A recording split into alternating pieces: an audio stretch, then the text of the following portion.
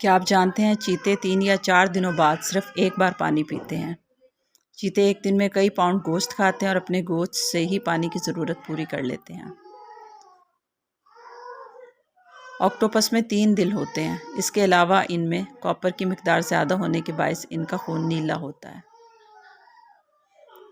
क्या आप जानते हैं उल्लू में दांत ना होने के बायस वो अपने शिकार को साबुत निकल जाता है और कुछ घंटों बाद हड्डियां, दांत और पर वगैरह मुंह से बाहर निकाल देता है।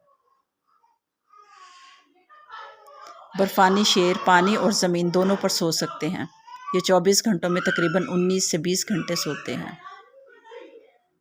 शहद की मक्खी के 2 मैदे होते हैं। एक को वो खुराक और तवानाई के लिए इस्तेमाल करती हैं, जबकि दूसरे में फूलों से चूसे हुए रस वगैरह स्टोर करती हैं, जिससे शहद बनता है। क्या आप जानते हैं एआई बहुत जल्द इस काबिल होने जा रहा है कि ये कुत्ते और बिल्लियों के चेहरे को पढ़कर बता सकेगा कि वो क्या कहना चाहते हैं।